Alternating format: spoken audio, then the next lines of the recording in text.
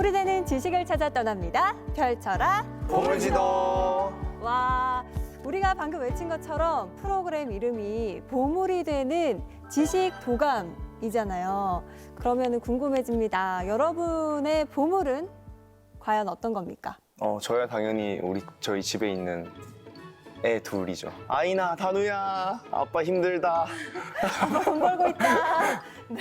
저에게 보물은 저를 이제 낳아주시고 길러주신 부모님, 네, 우리 엄마 아빠 사랑해요. 맞아요. 사실 각자만의 이렇게 보물이 있지만 우리 모두의 보물이 있습니다. 바로 나라의 보물, 국보인데요. 오늘 이 국보에 대해서 저희가 또 보물 지도잖아요.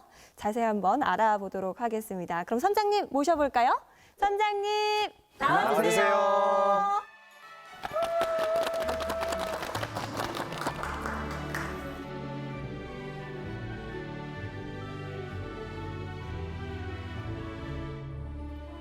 저희가 저번 시간에도 선장님과 강의를 한번 했었잖아요. 인욱 씨가 여태 들었던 강의 중에 제일 재밌었다고 네. 했었거든요. 지금도 좀 기대를 하고 계시죠? 오늘도 좀 기대가 되네요. 학생 선장님들도 혹시 TV 보고 계실 수 있는데. 네. 혹시 또 뛰어넘고 싶다, 인욱 씨를 만족시키고 싶다 하시면 연락 주십시오. 또 기회를 드리도록 하겠습니다. 열심히는 들었습니다. 알겠습니다. 오늘 이야기도 좀 궁금해져요. 국보로 지정되어 있기도 하고 또 이제 유네스코의 세계 기록유산, 그러니까 이제 세계적으로도 타이틀을 이제 받은 거죠. 바로 그런 그 기록물인데 조선왕조실록 이야기입니다. 조선왕조실록. 조선왕조실록.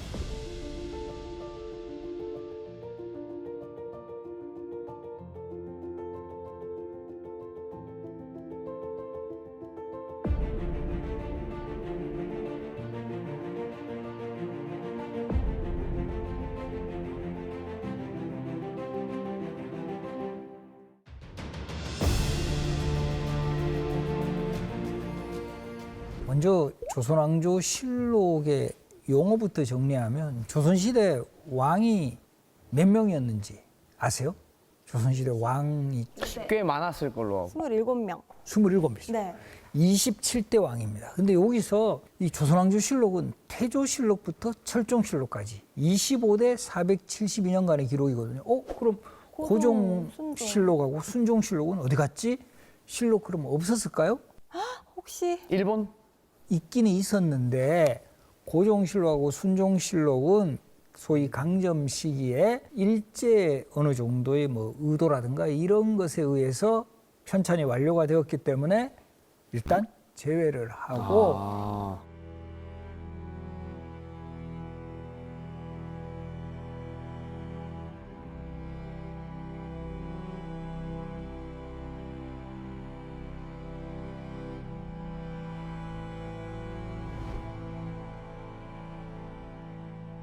조선왕조실록의 가장 큰 원칙이 뭘까요? 일단 편찬을 하는 시기인데 가장 기본은 왕이 돌아가신 후에 이제 왕이 살아 생전에 그 왕의 실록을 편찬하는 게 아니라 이 왕이 딱 돌아가신 후에 실록을 편찬을 하게 합니다. 왜 그럴까요? 그 입김이 들어갈까 봐. 그렇죠. 예. 이제 그 현황이 살아 계신 상황에서 막 기록하려면 손 떨리는 거죠. 혹시 내가 잘못 기록해가지고 잡혀가지 않을까. 그런데 이제 실록을 편찬하려면 뭐 자료가 있어야 될 거 아니에요. 네. 근거될 수 있는 자료가. 그래서 이제 왕이 이미 이제 생존에 계실 때 왕이 주재하는 회의라든가 행사 이럴 때 꼭 참석해서 기록만을 담당하는 사람이 있어요. 이런 사람들 우리가 사관이라고 하는데 전임 사관은 8명이 있었는데 이제 왕이 돌아가시고 실록을 편찬할 때가 되면 8명 가지고는 안 되겠죠. 그렇죠. 양이 어마어마하니까. 그렇죠. 그 내용들 다 모아가 편집하고 이렇게 해야 되니까 그때는 대략 한 200에서 300명 정도 되는 실록 편찬을 위한 집필진도 구성이 되고 그래서 이 실록청이라는 기관에서 기록을 먼저 모아요. 그래서 우리 영화나 드라마 이렇게 보시면 왕이 주재하는 회의 같은 데서 막 신하들이 열심히 책상에서 막 적고 있는 거 보신 장면 네, 그 봤던 기억하시죠? 것 같아요. 고개는 못 드시고 예. 그런 배우님들은. 그래서 이 사람들이 기록한 기록물을 사초. 그래서 이제 왕이 뭐 이렇게 진행하는 뭐 회의라든가 이런 거에가 막 적어두면 집에 가서 보면 자기도 몰라 잘. 다른 뭐 자료 같은 것도 보고 이때 왕이 어떤 말씀하셨지 뭐 이렇게 여러 자료에서 찾아보기도 하고 동료 사관들하고 이렇게 우리 지금도 친구하고 막 필기한 거 맞춰보고 막 그러잖아요. 그런 것처럼 해서 2단계로 완성하는 사초를 중초라 그래요. 처음에 작성하는 걸 초초, 중초. 그럼 대략 중초 단계의 사초를 일정하게 보관을 하고 있다가 스타트는 왕이 돌아가신 후에 한다 그랬죠. 네.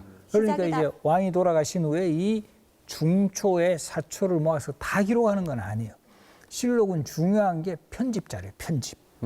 그래서 요 내용 중에서 가장 이제 후대까지 그 기록으로 남겨야 할 요런 내용을 뽑는 거예요. 회의를 해가지고.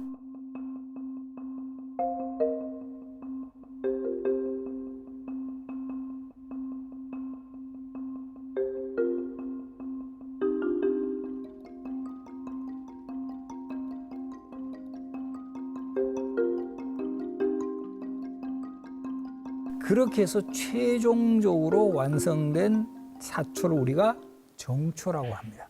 그럼 지금 우리가 알고 있는 조선왕조실록에 실리는 거는 이 정초에 해당하는 사초가 이제 기록이 되는 거예요. 그러면 초초, 중초, 정초. 정초가 되는 거예요. 그러면 이제 정초가 이제 완성이 되면 이제 사관들이 1차로 썼던 그 소위 말하는 초초가 있죠.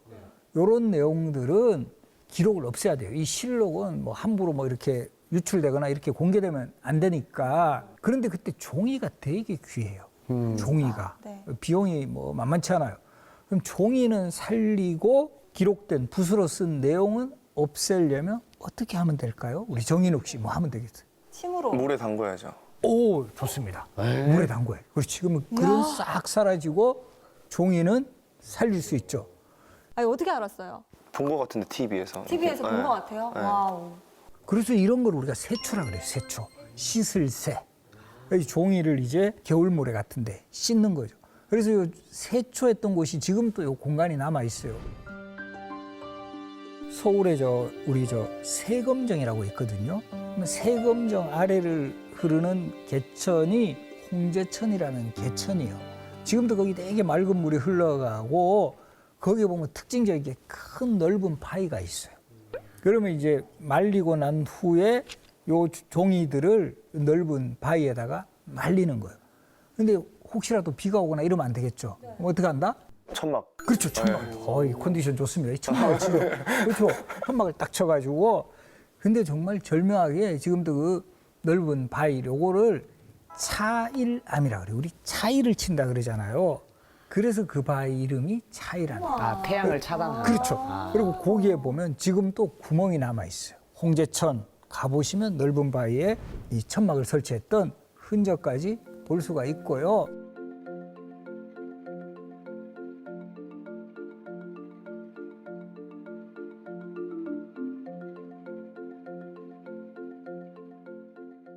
그래서 이제 세초를 마치게 되면 이것을 축하하는 잔치가 벌어져요. 세초연이라고 해요. 여기에서 좀 제가 재밌는 기록을 한번 보면 요거는 결국 실록이 완성되었음을 보여주거든요. 소위 말하는 시상토예요. 유공자. 이 실록 편찬에 적극적으로 참여했던. 사관들을. 그렇죠. 사관들이라든가 이 실록청의 책임자라든가. 그래서 요런 효종실록 기록에 보면 요 세초연을 베풀어 준 그런 내용 보이거든요. 우리 또 이양원 MC께서 또 세초연을 열어주었다. 이때에 이르러 일을 끝냈으므로 차일암에다 잔치를 열어주었는데 이는 관례이다. 총재관 김육, 대제학 최유후, 윤순지 등에게 안장 갖춘 말을 차등 있게 하사하였다. 아, 그렇죠. 이게 지금 시상하는 장면이고 지금 아까 키워드 하나 나왔죠. 차일암. 그 바로 이제 그 바위가 이름이 차일암이라고 그랬고 여기서도 흥미로운 게 예나 지금이나 상 주면 탈 것을 줘요. 말 준 거죠. 안구마라는 것은 안장을 갖춘 말이라는 뜻이에요. 정말 그 공이 많은 사람한테 안장 갖춘 말. 고담 단계 사람들에게는 숙말을 주었다. 숙련된 말. 프로야구도 뭐 이렇게 MVP 같은 받으면 맞아요. 올스타전 네. 차량 지급했잖아요. 네. 그죠? 초창기에. 정인욱 씨는 받아보셨나? 그거? 근처도 못 가봤어요. 지금도 우리 보면 백화점 같은데 막 이렇게 차량 띠두른 거 보시잖아요. 네. 그러니까 이게 예나 지금이나 사람들한테 로망은 이런 차량이다라는 거를 이런 장면에서도 확인을 할 수가 있습니다. 근데 궁금한 게 새초연까지 할 때까지 양이 어마어마하잖아요. 그럼 사관들이 어느 정도로 시간을 좀 보내야 이게 그래도 새초연까지 할 수 있는 저 정도의 상을 줬을 정도면 노고가 꽤 심했을 것 같거든요. 그리고 거기는 이제 세초만 한 데 대한 보상이 아니라 이 왕이 이제 돌아가신 후에 실록을 편찬한 전 과정에 네. 참여했던 그것은 상당히 시간이 걸리죠. 그리고 이제 마지막 장면이 세초연이니까 이걸로 이제 행사가 끝났음을 알리니까 요 세초연을 마치고 시상을 했다라는 거죠.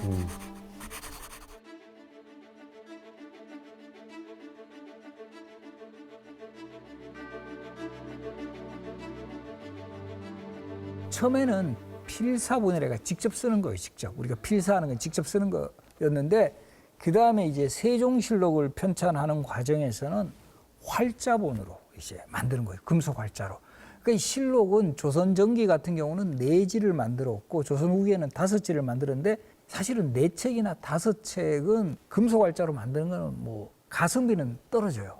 보통 이제 금속 활자로 만들 한 100책 정도는 그렇죠. 찍어야 이게 많이 가성비가 있는데 그럼에도 불구하고 워낙 중요한 자료로 인식이 되었기 때문에 금속 활자로 이렇게 찍어서 이 책을 완성을 했고 그러다가 인조실록 같은 경우는 목활자로 되어 있는데 금속 활자보다는 좀 가격이 떨어져요. 아무래도 나무가 이게 더, 좀 네. 보존율이 조금 낮지만 근데 왜 이때는 이렇게 했냐 하면 가성비. 국가 재정이 어려울 때. 아, 그다음에 이제 실록이 이렇게 지금 국보이자 유네스코 세계 기록유산으로 된 데는 그 기록물을 작성한 것도 중요했지만 보관이 정말 철저히 했기 때문이다.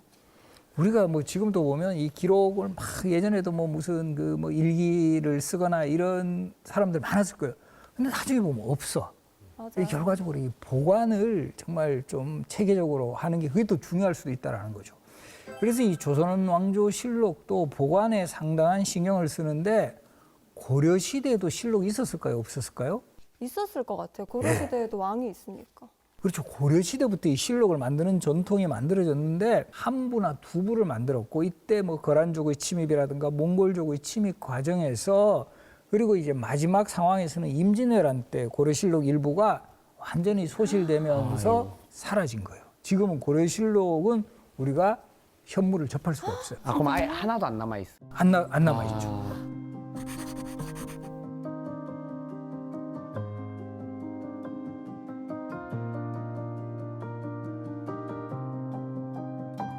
그런데 이 사고가 정말 크게 화를 당하는 사건이 발생을 합니다. 바로 임진왜란. 아유. 임진왜란 때 일본군이 부산에 상륙을 해서 경상도를 거쳐 충청도, 서울까지 공격하는 과정에서 경상도의 성주 사고, 충청도의 충주 사고, 그리고 이제 경복궁 안에 있었던 춘추관 사고까지 다 불태운 거예요? 불태운 거죠. 없어진 거죠. 어떻게 그러면 유일하게 그때까지 전주 사고만 남은 거예요. 전주 사고요? 예, 전주 사고가 남을 수 있었던 가장 중요한 또 원인 중에 하나가 우리 임진왜란 하면 떠오르는 장군 누가 있죠? 이순신 장군이요. 그렇죠. 바로 이수인 장군의 회전에서의 활약으로 임진왜란 때도 전라도 지역은 상대적으로 공격을 덜 받았던 거예요.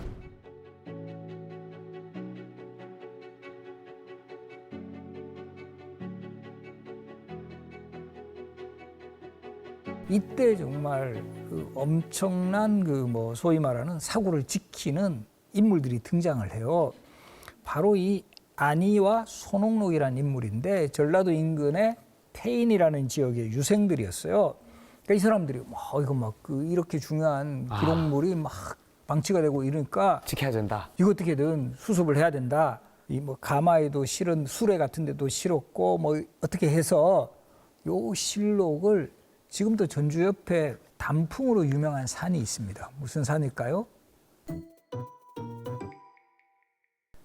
내장산. 내장산. 들어보셨죠? 아, 노래도 있죠. 내장산의 용구람이라는 바위에다가 바위로 이렇게 그 구멍이 있는 그 동굴 같은 그곳으로 옮긴 거예요. 그래서 이 정말 태조에서부터 명종실록까지는 딱 한 줄만 지금도 있는 거예요. 오리지널은.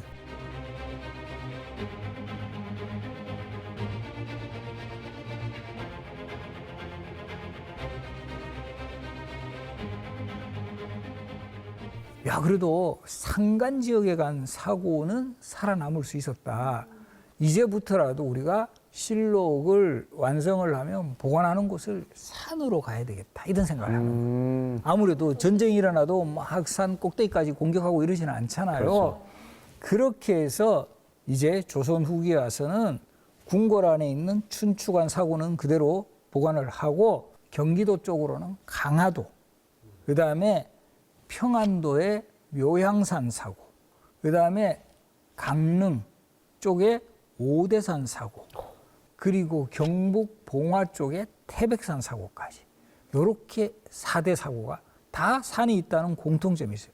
그래서 강화도에 있었던 사고는 처음에 만이산에 보관했다가 나중에 정족산, 요 정족산송으로 이렇게 둘러싸여 있어서 훨씬 방어에 유리하다 해서 정족산으로 옮기고, 그리고 또 묘향산 사고는 어떤 변화가 일어나냐 하면 이제 임진왜란이 끝나고 난 후에는 일본보다는 더 위협스러운 적이 뭐가 되느냐 하면 일본이 되는 거예요. 청나라. 예, 나중에. 중국 때. 바로 이제 청나라가 이제 이쪽 자꾸 이 위협을 가하니까 평안도는 저 청나라에서 공격하면 완전히 그냥 맞아. 뭐 그때 공격당할 그렇죠. 그 1순위 지역이에요. 네.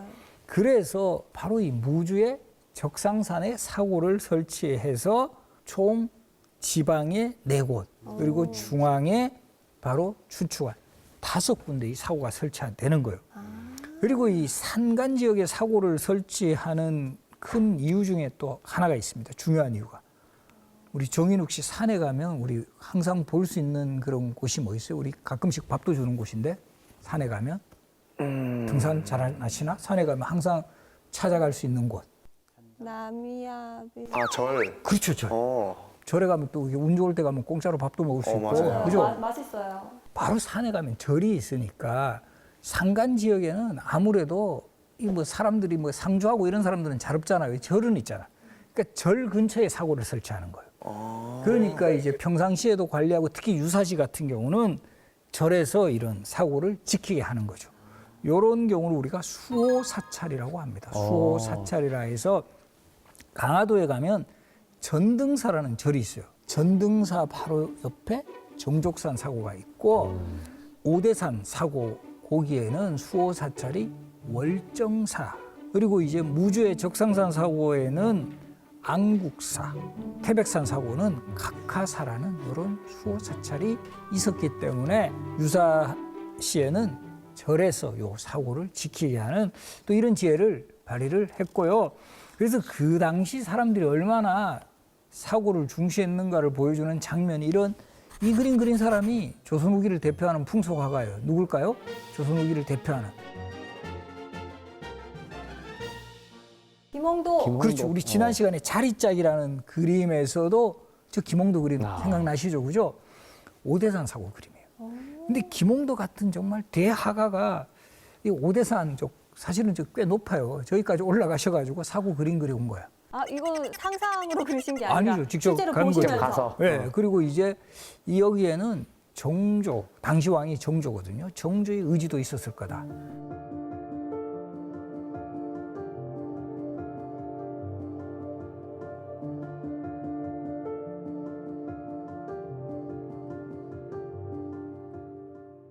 그리고 우리 이제 흥선대원군 시기에 만들어진 지도, 1872년에 만들어진 지도가 있어요. 요 강릉 지도에 보면 이제 요 밑에 있는 절이 월정사고 위에 있는 절이 상원사인데 월정사나 상원사보다 실제로는 사고가 이렇게 크지 않아요.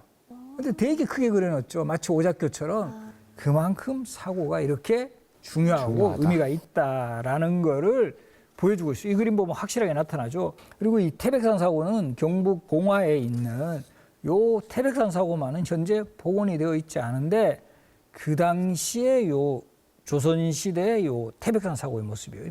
잘 보시면 실록각이 있고 선원각, 포세각, 근천관 이렇게 쓰여 있는데 실록각은 주로 실록을 비롯해서 의계와 같은 중요한 국가기록물. 선원각은 뭔가 왕실 족보를 선원록이라 그래요. 조선시대 이 왕실 족보 이거는 이제 왕실의 기록이다라는 뜻으로 왕실 족보만을 따로 보관했던 건물이 선원가. 그리고 이 포세각은 뭐냐 하면 우리가 보면 책도 오랫동안 이제 그 속고에 두게 되면 눅눅해지고 막 이럴 거잖아요.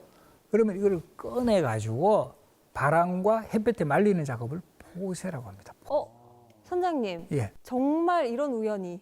저 진짜 지난 주말에 제가 뉴스에서 포세 재현 행사를 전해드렸어요. 성주에서 포세 재현 행사를 열었다. 그 포세가 맞는 거죠.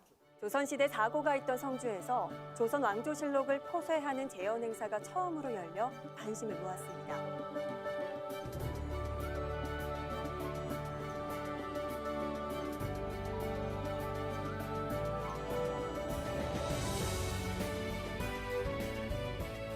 그 사고가 있었던 지방자치단체에서는 이런 행사를 상당히 적극적으로 해요. 그리고 많은 사람들에게 알리고 포세 행사 같은 거 이런 것들을 많이 이제 진행을 했습니다. 그래서 그게 이제 뭔가 이렇게 참 인연이라는 거죠. 그러니까요. 예. 성주 가야겠어요. 그래서 요 근천과는 요 각하사라는 절이 여기서 멀리 떨어져 있으니까 요 근천과는 약간 이 사고를 좀 그 최전방에서 좀 이렇게 지키는.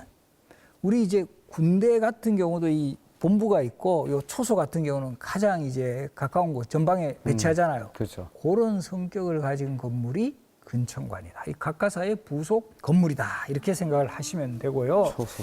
그래서 이때 요 기록에도 보면 포세하는 그 과정이 기록이 되어 있거든요. 열성조의 실록은 강화도 및 적상산성, 태백산, 오대산의 4곳에 보관한다. 춘추관에 소장된 실록은 병화로 다 산실되고 다만 선조의 실록만 있다. 태조에서 명종실록까지 전주 사고에 있던 실록은 선조 이후에 다시 재간행을 해가지고 사고에다가 다 보관을 했고 춘추관에는 그대로 선조 이후만 그대로 이제 초기 실록은 그대로 이제 다시 재간행을 하지는 않았다. 실록의 포세는 매 2년마다 한 번 한다. 이게 대략적인 주기는 3년이고요. 한림이라는 직책은 사관들이에요. 사고문은 왕명을 받은 사관만이 문을 열고 실록이 완성되었을 때 이것을 봉안이라고 그래요. 보관을 하거나 포세를 할 때, 바람과 햇볕에 말릴 때. 그래서 이 조선시대 이 사관들도 상당히 극한 직업이었을 가능성이 너무 많다. 극한 직업이었어요. 그 왕이 이제 주재하는 회의에 맨날 필기해야 되고 특히 실록이 완성되었을 때 이때 되게 불안했을 거예요. 네. 태백산, 적상산 되게 산꼭대기에 있거든요. 아니 그걸 사관이 직접 갔다 직접 가야죠. 그래서 그때도 아마 뽑기를 하든지 아니면 약간 고참들은 좀 제일 가기가 쉬운 데가 강화도에 있는 정조가 사고 여기는 좀 가까워요.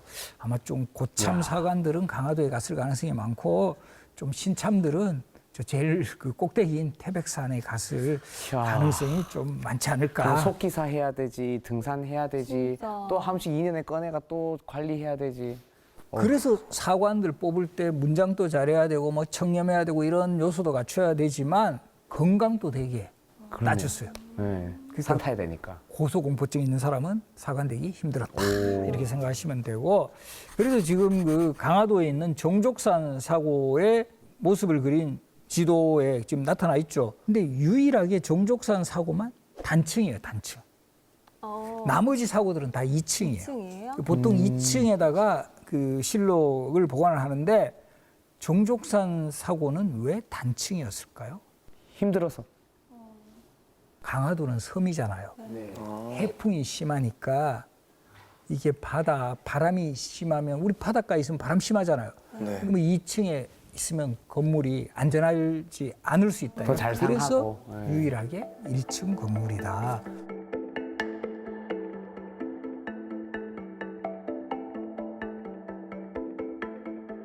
지금 무주의 적상산 사고는 이 지도를 바탕으로 해서 사고를 복원을 했고 이 사고 안에는 실록의 그 어떤 그 복제본을 만들어 가지고 전시를 하고 있는 이런 그래서 무주에서는 기록 문화의 그 땅, 무주 해가지고 상당히 이제 적상사 사고를 복원을 하고 제가 알기로는 가장 적극적으로 이 사고의 그 존재와 의미를 알리는 그런 지역으로 지금 상당히 이제 그 각광을 받고 있습니다.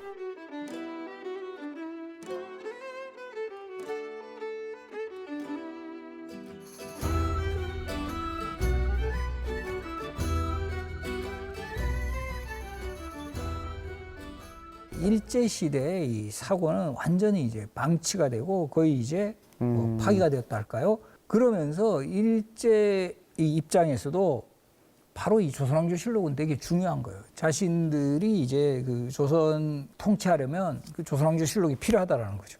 그래서 이것을 다 이제 총독부 항목과로 이렇게 이관을 해요. 그러다가 자연스럽게 그 당시에 이제 그 일제강점 시기에 가장 그 정말 규모가 컸던 대학 중에 경성제국대학 들어보셨죠? 네. 그래서 이거는 그 대학에 들어가는 게 좋겠다 해서 경성제국대학 도서관으로 정족산 사고본 실록하고 태백산 사고본 실록을 이곳으로 이제 이관을 했다가 우리가 이제 해방 이후에 경성제대를 이은 대학이 서울대학교잖아요. 네. 그래서 자연스럽게 정족산본 실록과 태백산본 실록은 서울대학교로 들어오는 거예요.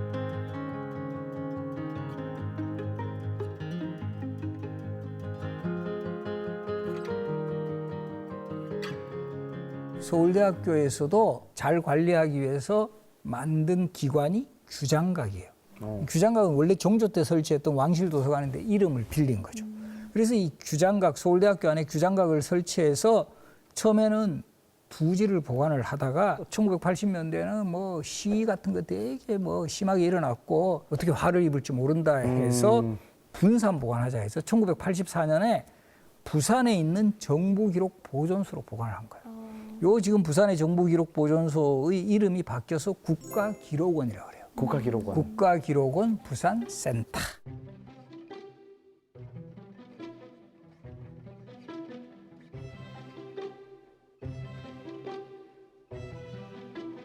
자, 이제 결론적으로 두 질은 지금 조선총독부를 거쳐 경성제대 그리고 서울대학교, 하나는 현재도 정족산보는 서울대학교 규장각 안에, 태백산보는 부산에 있는 국가기록원에 보관이 되어 있다.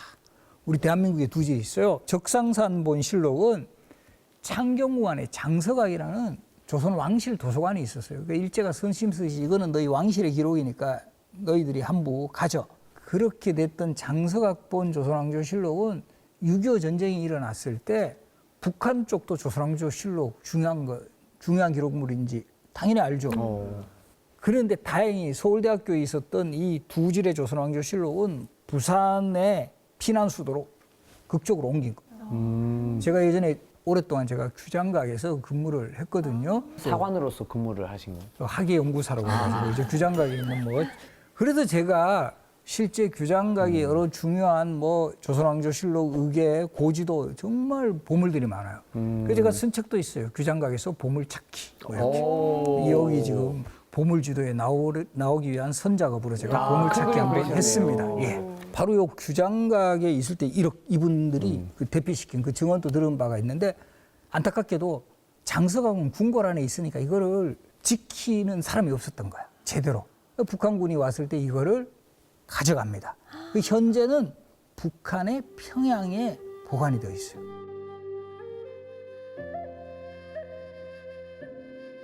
오대산본 조선왕조실록은 일본이 본국으로 가져가려고 한 거예요. 한 질 정도는 우리 본국에 가져가야 되겠다 해가지고 동경제대에 보관을 했어요. 일본의 그 최고 국립대학. 그런데 이게 1923년에 일본을 휩쓴 대지진이 있어요. 관동 대지진.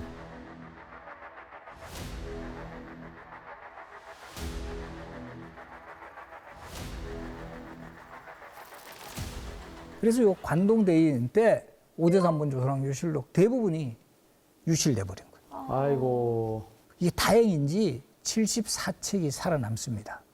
가장 유력한 근거는 그 당시에 동경제대 교수가 책 빌려가가지고 반납 안 해서 이게 살아남았다.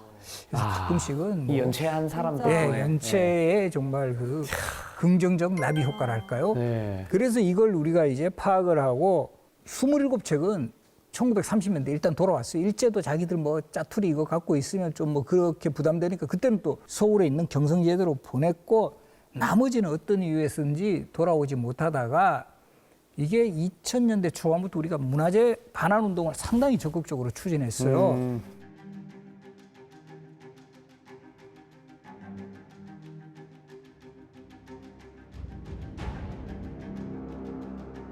그리고 이제부터는 좀 더 이 실록에 어떤 내용이 있는지 이런 거 한번 소개하려고 하는데 선조실록은 광해군 때 편찬돼요. 광해군 때는 집권 세력이 북인이라고 해서 우리 역사 속에 부인이 유일하게 정권을 잡은 시기.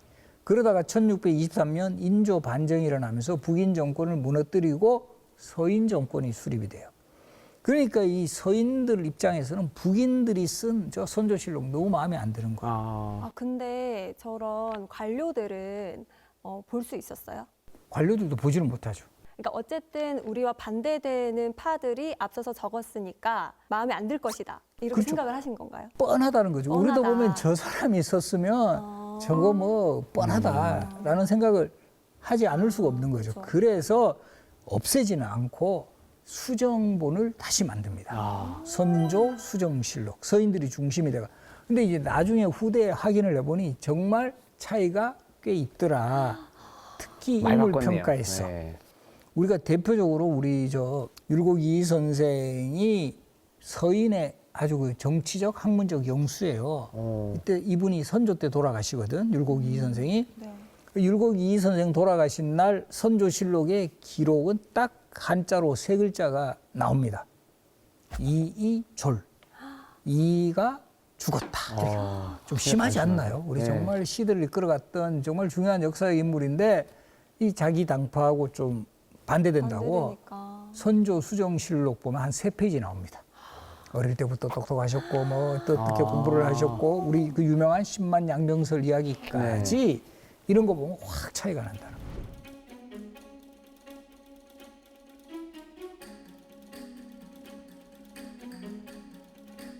없앨 수도 있었잖아요. 사실 권력을 잡으면. 근데 수정본으로 해둔 게 오히려 후세들이 봤을 때는 객관적으로 비교를 할 수 있으니까 그렇죠. 좋은 우리 것 같아요. 정치적인 그 입장이 다른 시각에서 쓴 것들을 함께 볼 수 있다는 점에서는 이것도 좀 의미가 있죠. 이런 게 이제 몇 차례 있게 되는데 숙종 초반에는 남인이 권력을 잡았을 때 현종실록을 편찬하니까 다시 숙종 후반에 이제 서인들이 권력을 잡으면서 편찬한 책이 현종 개수실록이 되는 거고. 그 다음에 영조 초반에 경종실록은 소론들이 주도해서 썼다가 다시 노론이 집권하면서 또 수정 한 번 한 게 경종수정실록 이렇게 되는 거고 숙종실록 보궐정호라는 거는 새로운 수정법 만들려고 하다가 우리도 그렇잖아요. 너무 크게 뭐 손댈 건 없고 몇 개만 우리 책 같은 거 만들면 정호 표시하잖아요. 이거. 네. 그래서 만든 게 숙종실록 보궐정호다.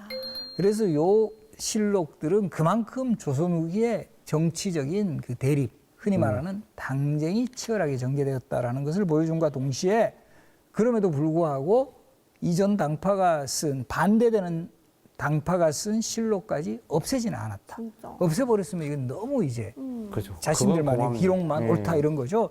그래서 후대에 이 참고하게 한 거는 또 의미가 있다라는 거 알아두시고 그리고 이제 조선왕조 실록에는 정말 와 이런 것까지 기록했어? 라고 생각되는 장면들이 되게 많아요. 바로 이 세종 때 1430년 지금으로부터 거의 590여 년 전에 국민투표 실시했어요. 세종 때요? 예. 와우. 590여 년 전에. 이게 우리 정말 선조들 대단한데 투표의 안건은 뭐냐 하면 지금도 우리 세금 문제에 민감하잖아요. 그렇죠. 바로 토지에 대한 세금을 매기는 걸 어떻게 하겠는가. 토지세. 공법이라고 해요. 공법. 이 결국은 연분구등법, 전분육등법으로 확정이 되는데 이거를 백성들한테 직접 물어봐요.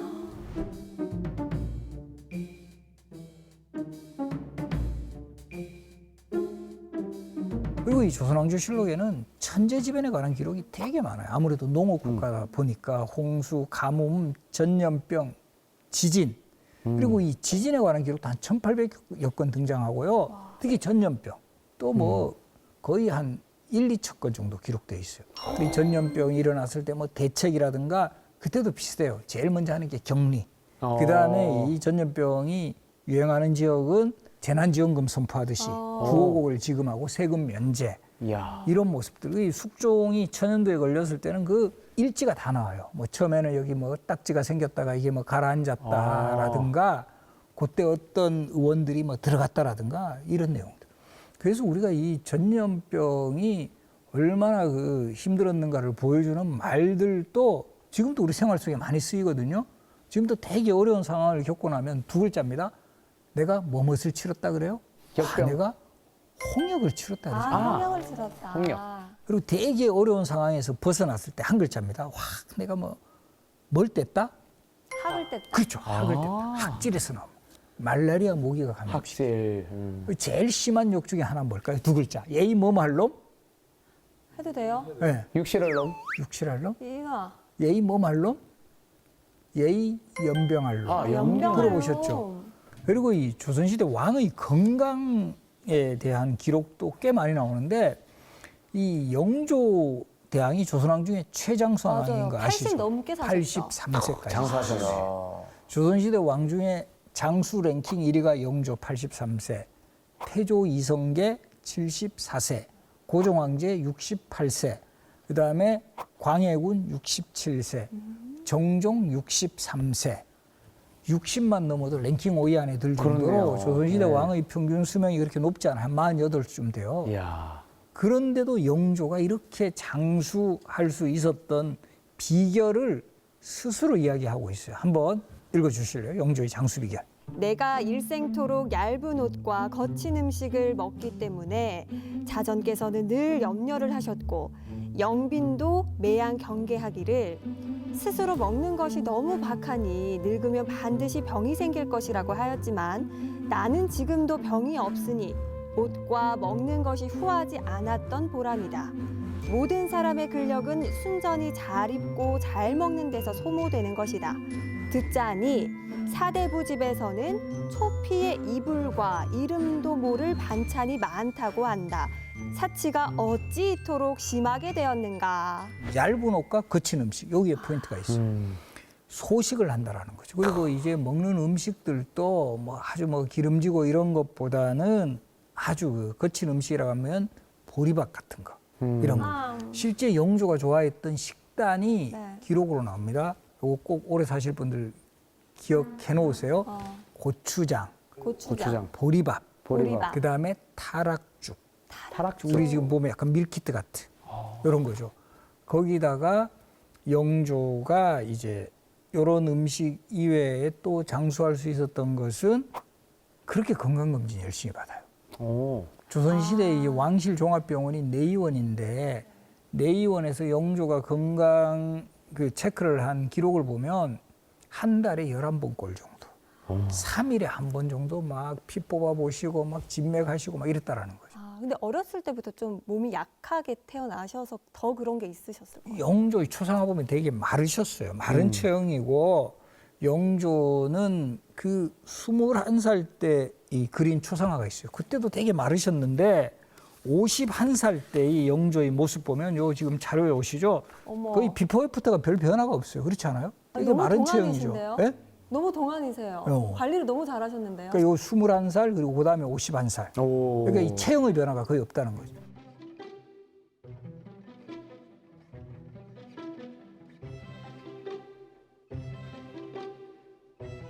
반면에 우리 세종대왕은 기름진 궁중 음식 좋아하시고 고기 많이 하셨어요. 살이 좀 있으셔서. 세종대왕. 당뇨 있었다고 들었습니다. 그렇죠. 그래서 이 세종대왕에 대한 기록에 보면 아버지 태종이 아예 그렇게 딱 찍어서 기록에 나옵니다. 비중. 이 살찔 비자, 우리 비만하다 할 때 비자고 무거울 중자 써서 너 왜 이렇게 비중하냐고. 아. 약간 고급지게 뚱뚱하다고 말씀하시는 거예요. 예, 그래서 이 세종은 평일에 육식이 아니면 술알을 드시지 못하는데 항상 밥에 고기 반찬이 무조건 있어야 되고요. 우리 세종대왕은 품성이 되게 좋으신 분이에요. 여러 실록 기록을 보면. 근데 제가 이 세종대왕이 크게 화내시는 장면을 실록에서 찾았는데 어떤 대목이냐면 이 신하들하고 함께 회식하는 자리에서 아마 신하들도 세종대왕이 걱정이 되셨는지 좀 고기를 조금 적게 놓으신 것 같아요. 처음에는 이제 신하들하고 따로 있다가 뭐 그냥 뭐 이 정도 뭐 다 이 정도 먹는가 싶어서 먹고 있는데 이렇게 지나가다가 신하들 자리에서 보니까 얘들은 막 고기 이만큼 올려놓고 먹는 거예요. 이 세종이 진짜 심장상해. 그렇죠. 아이고 화낼 만하지. 그때 정말 그 서운해. 정말 마음씨 좋으셨던 세종이 화내십니다. 앞으로 내 밥상에도 고기 많이 올려 이러면서 담당자를 크게 질책을 하셨다.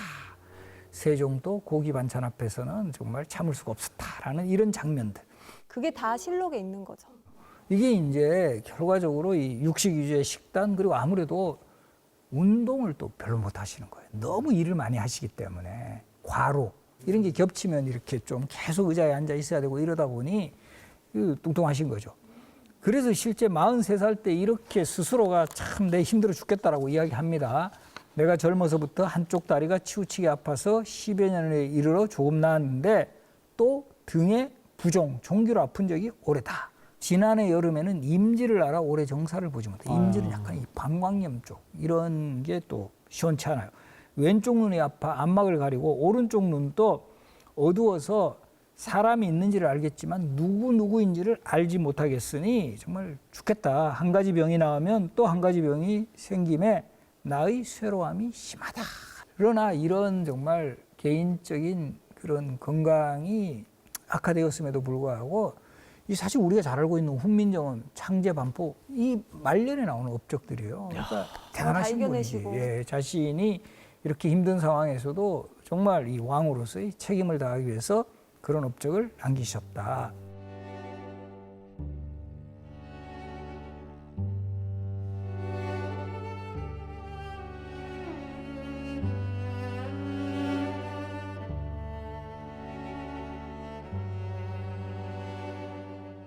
그리고 이제 좀 흥미로운 기록들도 많이 나오는데요. 코끼리 이야기요, 코끼리. 코끼리 우리 정인욱 씨 보신 적 있죠? 네, 봤어요. 어디서 보셨나? 달성공원에서. 아, 코순이. 달성공원의 코끼리 이름이 코순입니다. 코순인가요? 조선왕조실록 기록에 보면 처음으로 일본에서 들어옵니다. 일본에서. 바로 일본 국왕 원이지가 사자를 보내 코끼리를 바쳤으니 코끼리는 우리나라에 일찍이 없었던 것이다. 이 태종실록에 나오는 이야기인데요. 명하여 이것을 사복시. 조선시대에 이제 말과 같은 가축을 기르는 기관이 사복시예요. 날마다 콩 4~5두씩을 소비하였다. 이게 이제 일본에서도 이게 감이 좀 떨어진 거예요. 이 조선 이 코끼리는 불교하고도 좀 관련 있는 동물인데 이제 조선 왕조로 바뀌었는데도 이 코끼리를 선물로 했는데 이 조선에서도 골칫거린 거야 이거. 너무 커. 그쵸? 그거 뭐 그때는 뭐 달성공원도 없죠, 동물원도 네. 없는 데다가 많이 먹는 먹어. 거는 또 엄청 먹지. 네. 그리고 이게 또 그 당시에도 외교라는 게 있어요. 동물 외교라는 게 있어요. 이웃 나라에서 신경 써가지고 코끼리 이제 바쳤는데 이거를 뭐 관리해야 굶겨주겠다. 이러면 이게 또 문제. 우리 지금 중국에서 팬더 들어왔잖아요. 네, 푸바오. 예, 네. 러바오, 아이바오 그 새끼가 지금 푸바오인가 얘가 요새 그 되게 네. 지금 인기 끌고 있는데 이제 얘한테 대나무 죽순 안 주고 해가지고 얘가 굶어서 죽었다. 이러면 한중 관계 더 악화됩니다. 그렇지 않아요? 외교 문제가 될 네, 수 외교 있는. 문제 될 수 있죠. 그래서 이 조선시대에 또 결정타가 나타나요. 코끼리 구경하러 왔다가 사람들 2명이 밟혀 죽었네. 결과적으로는 유배를 보냅니다. 코끼리를요? 예. 전라도 장도라는 섬에 유배를 보냈다가 그 이후에 별다른 기록이 없는 거 보면 뭐 그 알아서 이제 아무래도 그 넓은 섬에서 있으면 뭐 사람 해칠 염려도 없고 그래서 우리나라에 조선시대에 처음 들어온 코끼리는 참 슬픈 운명을 가졌다라는 내용이 이 조선왕조실록에 등장을 하고요. 그리고 우리가 보면 정말 한류 드라마로 크게 히트쳤던 장금이 같은 경우도 이게 실록에 등장하는 실존 인물이에요. 오. 그래서 여기 보면 실록 기록에도 보면 데뷔 전에 증세가 나아지자 국왕이 약방들에게 차등 있게 상을 주었다. 은여, 신비와 장금에게는 각각 쌀과 콩 10석씩을 하사하였다. 이렇게 나오거든요. 드라마로 데뷔하면 은여, 한지민과 이영희에게 쌀과 콩 10석씩을 하사했다. 요 대목이에요. 대장금 드라마 보면 중종이라는 왕이 나와요. 근데 이제 중종이라는 왕은 너무 임팩트가 없었어요. 우리 이모 배우가가 나왔는데 생각나는 대사 뭐가 있죠? 에헴. 맛있구나. 맛있구나. 예, 거의 그걸로 이제 에헴 뭐야? 하면서 맛있구나. 그래서 은효 대장금과 개금에게는 쌀과 콩 15석씩.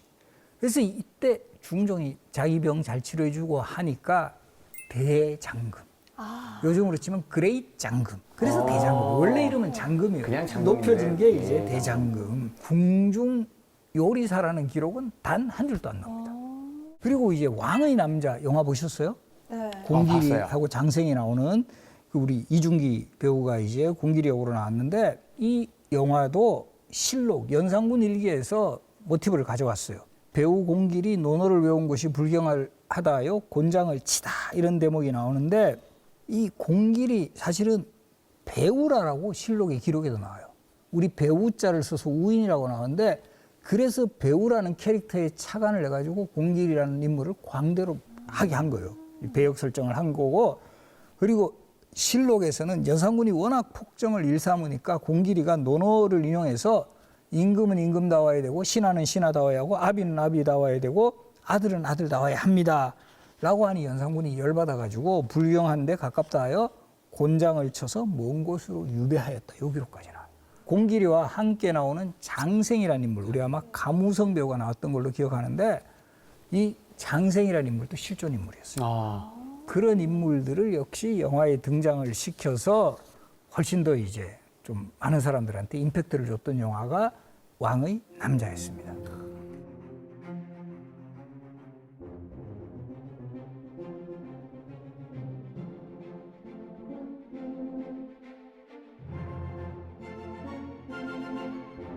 그래서 이번에 제가 그 소개했던 조선왕조실록의 의미를 한번 마지막으로 이제 한번 정리를 해보겠는데요.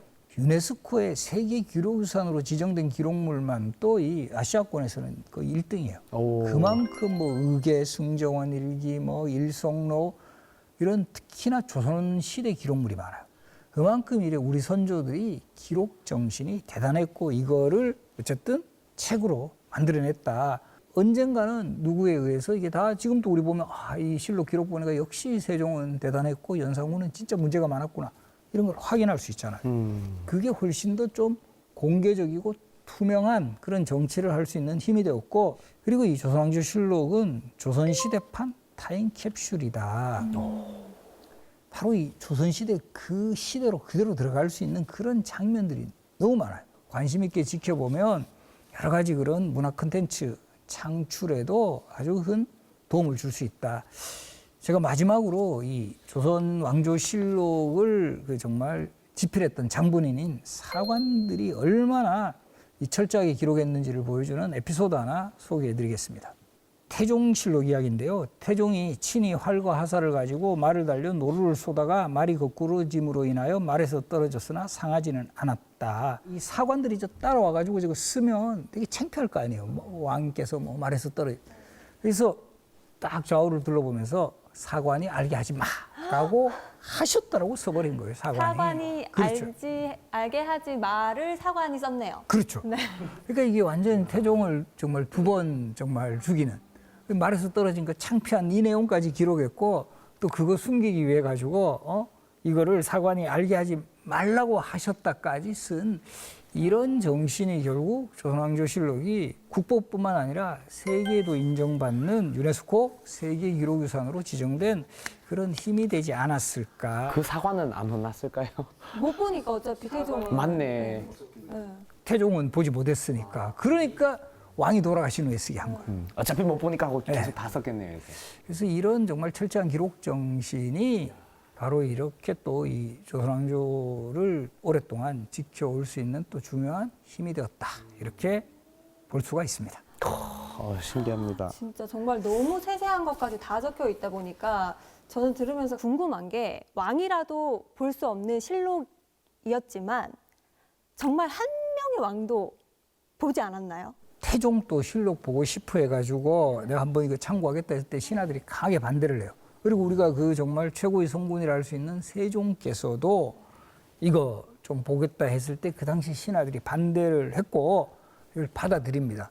그런데 실록을 무조건 못 보는 건 아니에요. 아주 그 중요한 그 전례 같은 거 참고할 필요가 있을 때는 가장 가까이 있는 강화도에 있었던 조선왕조실록, 정족삼본실록을 참고한 사례들이 있어요. 그 이전에 어떻게 했는지를 확인하기 위한, 그러니까 잠깐 그 확인을 위해서 보는 그런 사례는 있지만 이 뭐 왕이 특별하게 자신의 어떤 그 뭐 공과 같은 거 이런 거를 보기 위해서 본 사례는 없다. 아니면 뭐 우리 아빠 거 보고 싶어.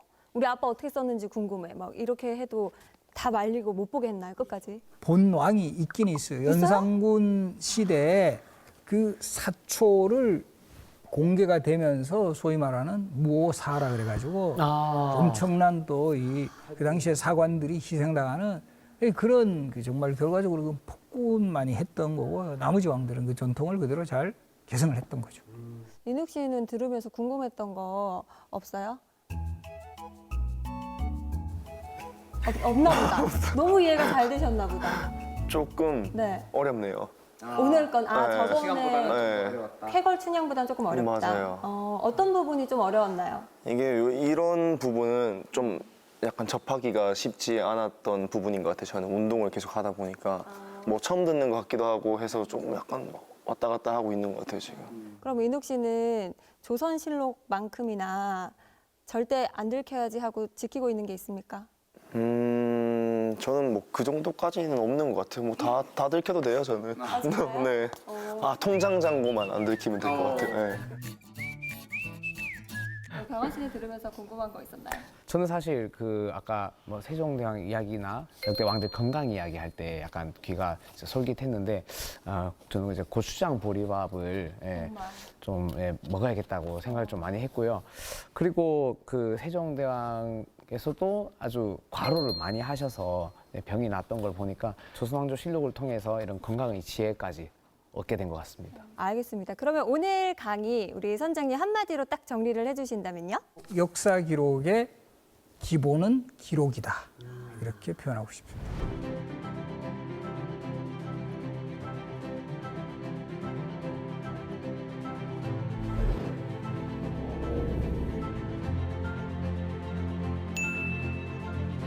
오늘 강의 난 어떻게 들었다? 한마디씩.